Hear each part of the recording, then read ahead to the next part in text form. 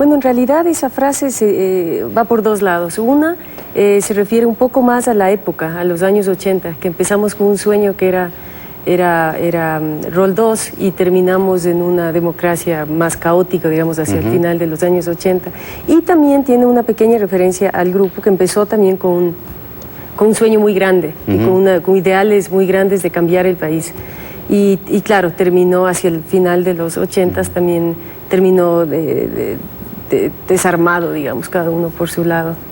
¿Por qué se te ocurrió precisamente investigar Alfaro Vive y precisamente ahora? Bueno, Jorge, eso te digo, es una de las cosas que son esos recuerdos que uno tiene de infancia, ¿no? Yo era pequeño, yo tenía unos 10, 12 años cuando se oía mucho Alfaro Vive Carajo, hasta los 15 años más o menos, y sin mucha información real de lo que era. Muchas veces era conectado con una sensación de miedo, otras veces conectado con diferentes cosas. Yo estaba en el colegio americano y de ahí también se mencionaba mucho el nombre, y sin mayor información.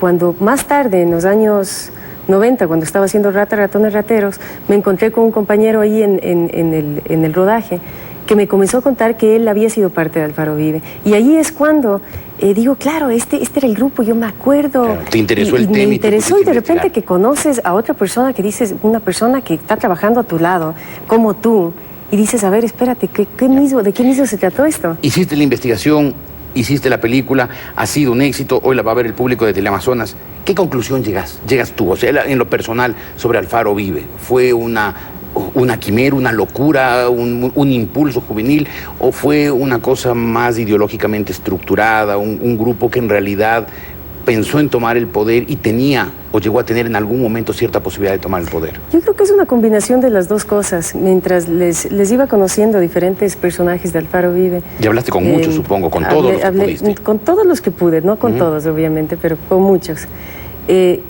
Había esas dos cosas, constantemente ese juego de las dos cosas. Sí había mucho de un sueño, de una ideología, y eso se transmitía constantemente, pero había también esta sensación de que querían un cambio y que estaban trabajando muy seriamente y que se tomaba muy en serio el asunto. Entonces siempre se jugó con esas dos cosas, yo siempre vi eso. ¿Tienes tú alguna conclusión propia de por qué terminó como terminó Alfaro Vive Carajo? La palabra que tú usaste fue caos. ¿Por qué terminó en caos? Bueno, yo creo que por el factor improvisación. A veces la improvisación es una cosa que resulta increíblemente bien, y otras veces la misma improvisación es lo que te lleva a Claro. al éxito, digamos. Y una pregunta final antes de que veamos la película. ¿Fue difícil hablar con la gente? La gente ya ha transcurrido los años, desaparecido Alfaro Vive Carajo. Quiso hablar, se negó a hablar, ¿pudieron ya poner en perspectiva lo que ocurrió en los años 80? De la gente con la que yo hablé, los personajes de mi película, me da la impresión que sí han tenido muchísima reflexión y que sí han podido poner en perspectiva, por lo menos esa es la impresión que me dieron a mí durante todas las entrevistas. Fuera de eso, hay mucha gente que no tuvo acceso. Es muy difícil, o porque no les interesa hablar, especialmente del lado del gobierno de Febres Cordero. Fue muy difícil encontrar gente que quiera hablar, que quiera defender ese gobierno. Hasta el momento nunca llegué a encontrar esa persona. Pero el expresidente Febres Cordero sí aparece en tu película y sí defiende lo que hizo. Aparece a manera de archivo, sí. O sea, lo defendió en ese entonces, pero no cuando yo hice el documental. Yo empecé este documental hace 6 años. ¿No quiso recibirte para hablar de esto? No, yo le mandé una carta, bueno, varias ocasiones hice intentos de entrevistarlo. Todos fallidos. Todos fallidos, sí. Muy bien. Contenta con tu película, supongo, y con el éxito que has tenido. Sí. Sin duda.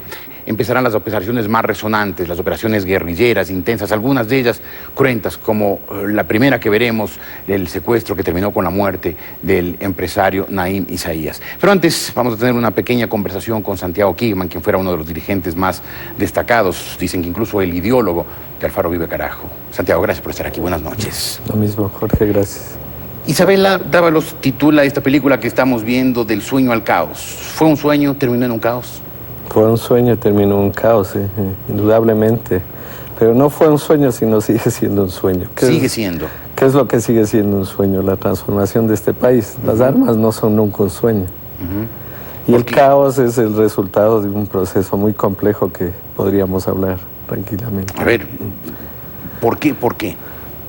La crisis de Alfaro Uribe Carajo se debe a que nosotros pensábamos iniciar un proceso muy difícil, en primer lugar, porque se había instaurado la democracia. La muerte de Roldós demostró que ese proceso se comenzaba a deteriorar. El ascenso de Febres Cordero mostró que ese proceso no iba para ningún lado, y lo que han pasado estos 25 años demostró que la democracia que nosotros advertimos que se iba a construir era una democracia boba, una democracia, no quiero decir falsa, sino boba, llena de lo que no quiero repetir, que el movimiento forajido lo demostró para terminar de matarla. Yo creo que nosotros planteábamos en ese momento que había que construir ahí, en esa oportunidad que Roldós creaba, la posibilidad de un proceso democrático más profundo. Es difícil levantarse en armas cuando no hay dictaduras. Por ejemplo, para Fidel Castro fue muy fácil levantarse en armas con 15 hombres. Claro, porque estaba la dictadura de Fulgencio Batista. Totalmente improvisado. Y lo mismo ocurrió con el Frente Sandinista, por supuesto. Etcétera. Todos los movimientos que se han levantado contra dictaduras o contra déspotas y sectores absolutistas, lógicamente que tienen legitimada su acción. Pero entonces no fue un error estratégico capital.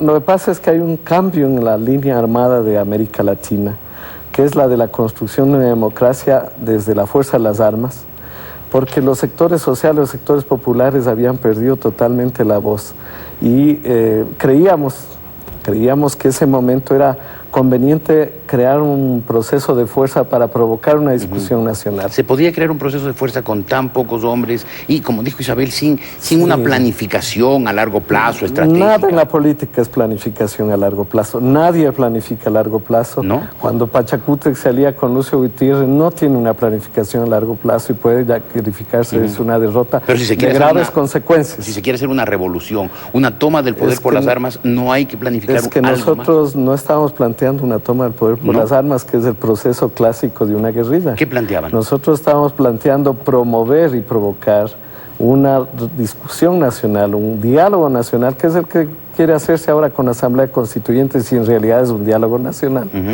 que permita tanto a la derecha, al centro izquierda y sobre todo a los sectores populares sentarse en condiciones de igualdad a conversar cómo hacer este país.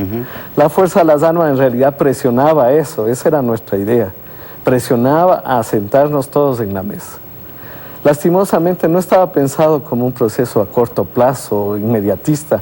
Lastimosamente asciende Febres Cordero, y Febres Cordero desata un proceso muy complejo para nosotros, porque nosotros decimos hay que enfrentarlo, se viene un proceso muy despótico y hay que enfrentarlo, y lo enfrentamos sin tener las condiciones militares para hacerlo. Eso nos lleva al caos. ¿Fueron ingenuos?